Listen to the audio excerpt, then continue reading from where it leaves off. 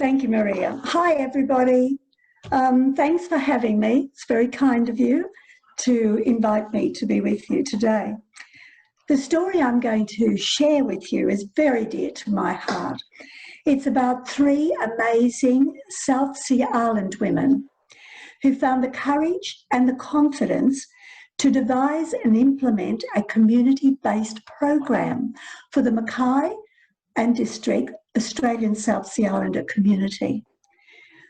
You're only going to hear a skeleton of this story. Someday I'd love you to hear the full story of how they went about working together and the way they structured their work within their newly fledged organisation and collaborated with three structures: the state government, a traditional training organisation, and a childcare centre to achieve this remarkable outcome.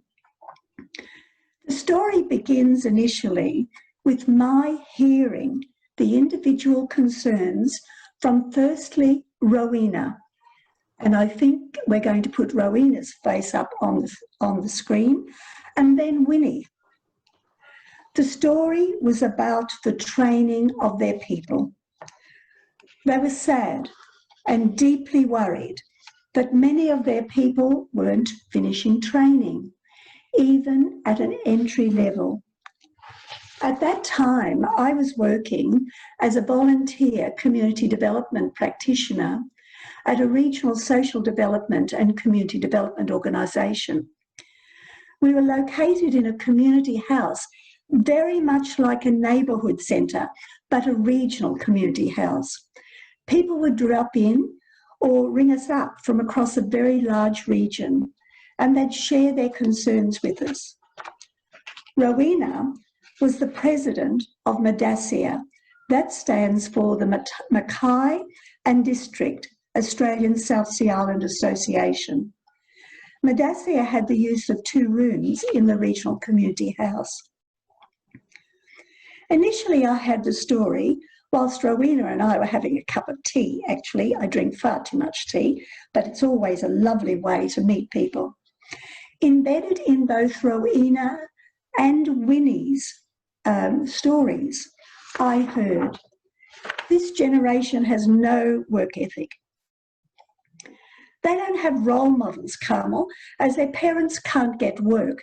Their grandparents and great-grandparents were very proud people with working, and they used to work the cane farms, but the machines have taken away their jobs. The training system just doesn't work for our people. They start training, but then they drop out. I asked Rowena and then Winnie if they'd be interested in coming together to think about how things might be different.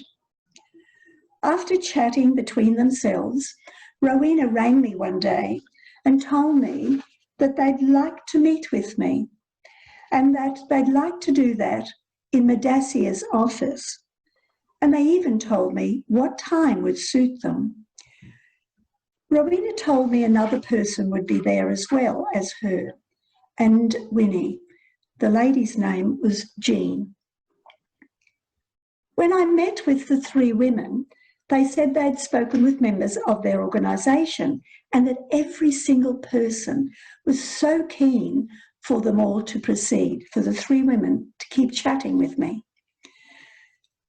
The members wanted, though, Rowena, Winnie and Jean to keep them informed. They were so excited to hear the story. I was also told that the women had decided they wanted to focus on childcare training. At an entry level, that was about Certificate 2.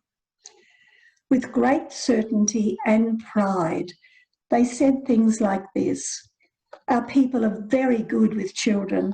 They love them. They'll make great childcare workers. Over the many months, we continued to meet and we discussed many matters. It was such an exciting time, particularly for me. Together we explored how could things be different. I remember Rowena even telling me that she wanted her people to be trained on the job. She wanted them to have to arrive at the childcare centre, sign in, put their lunch in the fridge, just like everyone else did in that centre. So we explored what were the dimensions of their concerns, what were the barriers, who controlled the training agenda. Were there any structures which might support them? For example, what was the childcare environment? Who did they know? What was the present Commonwealth training environment? Were there any people who might support them? For example, the director of a childcare centre. Where could they find financial resources to develop their training program? As their confidence grew, the women found their collective voice as representatives of their organisation. They spoke with the representatives of a range of individual structures. Firstly, they spoke with the state government to explore their eligibility for a grant, the training organisation to see if they could train differently, and a childcare centre to see if the centre would support their community-based training idea. After speaking individually with the representatives of the structures, a group meeting was convened. I was privileged to witness that meeting, and I will never forget it. Sitting around the table were people from the traditional training organisation, the state government, the director of a childcare centre, and Rowena as president of MADASSI. With support, Rowena found the courage to chair that meeting. Initially, she was very reluctant to do so. So she chaired the meeting, agreements were reached, and documents were signed and exchanged. The training commenced. Some of the outcomes were MADASSI was successful in obtaining a grant to train 5 people. All 5 students gained their Certificate 2 in childcare. 3 of those students obtained employment before the training had even finished. All students obtained work shortly after the training period. That was the other 2. The students and the 3 women planned the special graduation ceremony. It was such a wonderful occasion. The auditorium was filled with their proud families and friends.